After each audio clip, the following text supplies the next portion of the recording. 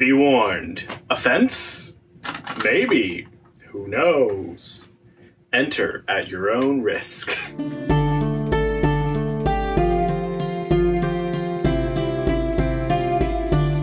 Hi, I'm Pete. This is the Ponderings of Pete. I've been tagged in the no disclaimers tag, which evidently some people think I might have hot takes. We shall see. I was tagged by Michael Knipp. Check out his channel. I will also link the original video down below. I don't know who did the original video, to be completely honest. So, without further ado, because people like to say that, I'm going to get into the tag. First one, which trope annoys you the most? Per usual, I'm going to give multiple answers because I'm a sucker at deciding one answer. I don't think these are like crazy ones to not like. The first is miscommunication. This one is probably the most frustrating trope for me because it's almost always done badly. I think it's possible to do these tropes right and well. Miscommunication one, I don't think I've ever had an example of this one being done well. I think it just happens because it's there to force plot along, and it always feels forced. It's like, why wouldn't you say that? Why wouldn't you tell somebody? Why wouldn't you try to communicate? It's frustrating. It goes against the logicalness of the reader. I could talk about reader-character disconnect for a while, maybe, but this is one of the things where the reader-character disconnect almost never causes pain to the reader because it's frustrating. Because what the character is doing doesn't make sense at all to the reader almost every single time. Second one is the resurrection trope, and to be fair, I say to be fair, I don't even know what I'm saying to be fair to. This one, I think, is actually really easy to do right if you're planning on resurrecting a character after they die. I don't think I have anything new to say about this, but I'll say a few things anyways. If a character dies, and there are characters that go through growth because of that death, don't bring them back. It's stupid. The one situation I can see it going through is if a character dies, and then the main character is affected like in a negative way, and you bring them back to try to bring them back on the path or make them even go further off the rails if it's that type of story. That could work. It really depends. But a lot of the time, the resurrection trope definitely is just frustrating when it's just like you died and then, oh, you decided to bring him back because he was a fan favorite or whatever. Pfft, stupid. That's what I see a lot of times is people being resurrected because people liked them. I think this happens a lot in TV shows. It's just like, hey, they're back, or their clone is back, or that whole thing. It's frustrating. Just introduce new characters. That's all you gotta do. The third one I have is Insta-love. I don't see this that much anymore because I don't read books that I am aware that this is in. That doesn't happen. And let me clarify. Insta-love is more insta-lust more than anything, and it's not a healthy thing to show young, impressionable people, because this is a YA trope. It's not a good example for young people because it doesn't happen the way that it's portrayed, and it's just not good. It's frustrating because actual love takes work and takes time and takes choices. Number 2. What series do you think is overhyped or overpraised? I'm gonna say this is relatively lukewarm, I guess. Dresden. I've also only read the first book in Dresden, so take this with a huge grain of salt. I really didn't like the writing style and a lot of the elements in it. It just wasn't. It was overly. The writing was overly sexual for what it was. It was very single man syndrome. I just wasn't interested as much in I just wasn't as interested in the world. So I thought it was just kind of like, it's okay. I've not continued. Just FYI, I just didn't like Dresden. Another one that I'll probably put for another one as well is the Poppy War. Like, it was okay. I don't think it was amazing. I liked the historical elements of it, but I think some of the historical elements of it felt forced, and it was just kind of an okay book. Number 3. What is the least favorite book you've read since you joined YouTube? I'm gonna go with Nightmare here, and I feel like I'm hating on this book when I don't have, like, experience to love it, if that makes any sense. It's a horror book. I'm not a horror reader. I didn't enjoy it. Another one I think I could say with that is the Poppy War, because it just, again, it was really meh. And I was gonna put out a review about it, and then I realized I was just kind of saying good things to say good things, so I didn't put it out. And I was like, I don't want to put out a review like that when I was like, eh. And so over time, the Poppy War has just been like, it was okay, and there were some interesting spots, but it kind of flopped for me.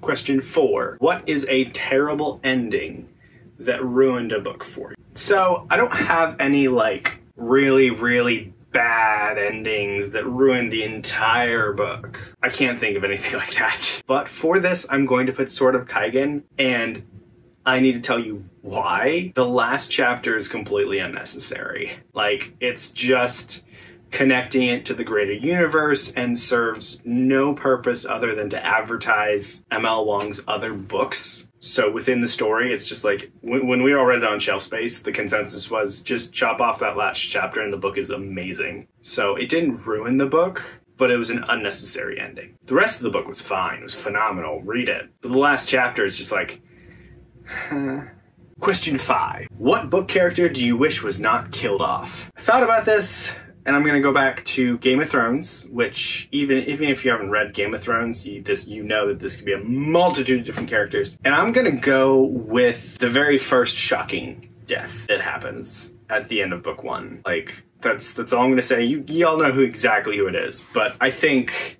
this character could have done a lot of things in the series and would have been nice, because he was probably my favorite character in book 1 because he was awesome. But then George killed him, and it was kind of like, oh my gosh, that's okay. That's what the series is going to be like. So I wish he had lived.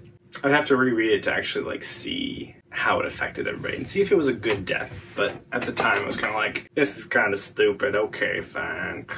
I did keep reading because I've read all of them. Next one. The next one I think would be from Red Rising. The death of Red Rising that is heartbreaking near the end. So I recently learned something that Pierce Brown does. Is he literally puts characters in a hat and he draws one out, and that's who he kills. I don't know if this is a constant thing. He's done this every book. But having learned that he did that, at the very least, for Red Rising, I believe, it makes sense, because the character that died, it hurt, but it felt really random. And he kind of wove it into the narrative and wove the effects of this death pretty well. But I do feel like there are characters that pop up after this character died that are simply replacements for his character in their own way. And he actually it feels like he also shifted some of those relationships that would have been focused on the character that died to other characters in order to make certain things work with the series. I would have loved to see a series where this guy didn't die, to be completely honest. Question 6. What are some of my bookish pet peeves? And there's a list of these that I think everybody kind of like pulls from, because I feel like on Booktube there's a lot of consistent things that irritate us. Freaking stickers on books, first and foremost. Like my copy of Empire in Black and Gold. I have an old sticker that I can't seem, even with a hairdryer and whatever, I can't see. I think lemon oil was suggested to me, and I gotta try that. But it's really hard to get some of these things off, and I can't get this one off, and it's frustrating. Even then, they still sometimes leave residue, and it's like, and even worse when there's fake stickers on books. It's like, I don't want to see that this author's won some Nebula award. I just want to see the cover and the art. Don't put your petty advertising. Even blurbs on the front of books kind of irritate me. It's just like, I want a clean front. I don't want like the art and then, oh, we got this George R.R. Martin blurb. I don't care. Let me admire the art and give me the bare minimum. You can put that on the back. You can put that into the front cover. You can put that anywhere. Just don't put it on the cover, please. Just stop. Or at least give us copies of the book that don't have these on there. Like for Long Price Quartet, for Hail Mary, for Firekeeper's Daughter. I can't find copies of the cover that don't have the whole, for Firekeeper's Daughter, the whole YA Book of the Year or whatever. Or for Hail Mary, Was it like winner of the Nebula Award or something? I don't remember. Or award-winning author of The Martian. Like, there's this fake sticker on every picture of the cover. And for The Long Price Quartet, there's always a blurb that's like right next to the title or right next to the name. It's just like, stop. Okay, that's done. Not deckled edges, but there seems to be a trend. Like, I like deckled edges. Let me clarify. I've been in arguments about deckled edges with people on Discords, and you know who you are. But there seems to be a trend. Do I have one right here? I'm 95% sure I bought one recently that did this. I'm 95% sure that I bought one recently that did this, and I have to remember what book it was. I can't find it, so I'm not going to put it up, obviously. I'm not going to find it, so I can't show you. But consistently, if a book has deckled edges, it's going to be a paperback that also has one of those weird cover flaps that, like, it wants to be a hardcover book sleeve, but it's not. It's just attached to the paperback. I really don't like those. They're weird, and sometimes they fold them weird. So you get, like, the cover, and then there's, like, a slip, like a little gap between the edge of the book and the edge of the cover that has, like, blurbs or something else on it. So it's, like, the cover is actually, like, an inch short. It's so weird. I like the deckled edges, but they consistently do that where they have the fake cover flap, and it's like, is this a thing? Other than marketing so they get that inside cover flap stuff. It's stupid. Don't do that.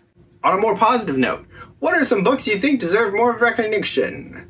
Voice of War. Ha ha ha ha ha. I mean, he's got some recognition recently with being a finalist to last year's SBFBO. I think it was 7. But I really like this book and the series. Check it out. Zach Argyle. He's awesome. His books are awesome. I did a review of Voice of War. And let me think. There should be more. There could be more I can recognize.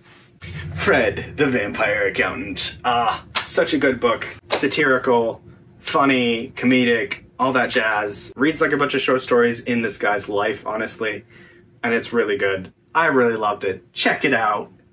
Haha. And finally, the very last question. Let's get serious. What are my thoughts on censoring? The short answer is no. Just don't. Please no. Let me tell you why. Now let's talk about the long answer and why that is. So, my problem with censoring is not about the contents of the books that would be censored. It's more about the power behind it. I don't like concentrations of power. Essentially, if someone was given the authority to censor books, not even just books, anything, they will you're giving them the power to shape the narrative how they want, to rewrite history how they want, to tell us how to think however they want. And I don't care who they is. We're humans. We suck. Eventually, even if the person you originally gave power to is good, eventually that person will not last, and the person in charge will be a crappy person, and they will abuse that power. Period. Like, that's just how it is.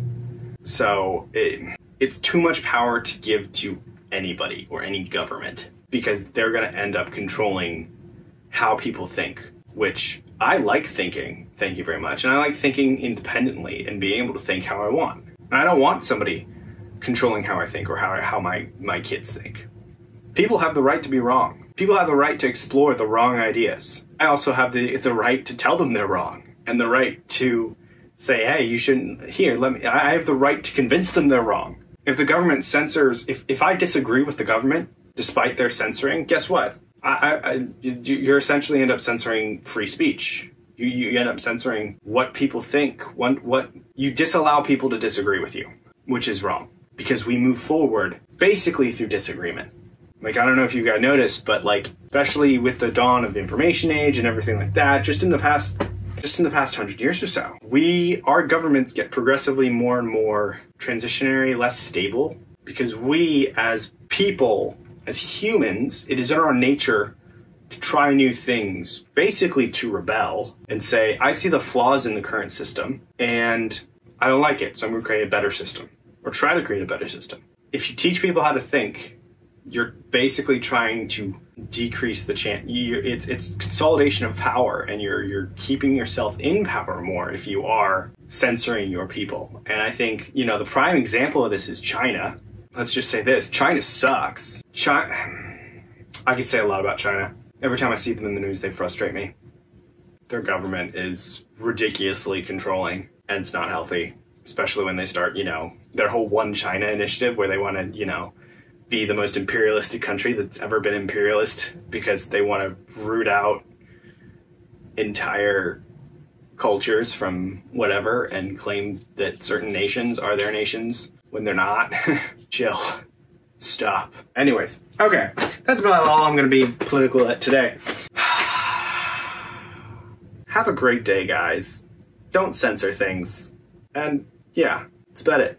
So I totally forgot to do something, and that is tag people, because this is a tag. It's not just a rant against China question and answer session. I am going to tag 3 people. I'm going to tag Abby Salter from the channel of the same name, because I don't know if she's been tagged yet already, but I didn't see it on her channel, so. And the next person, 2 people actually in one channel that I would like to tag is an Erudite Adventure. I just found them a few days ago, and go check them out. They're a brother and sister duo. They're really cool. Check them out. And hi, you're tagged. And then next I'm going to tag Bookborn. Another person. I looked on their channel, didn't see if she's been tagged yet or not. I'd really like to see if she has any hot takes, because she probably does, I would think. But y'all are tagged. Go check out these 3 people's videos that I just tagged. Like, comment, subscribe. You think I'm wrong? Tell me. Try to convince my mind. We all have free speech here. Right? YouTube.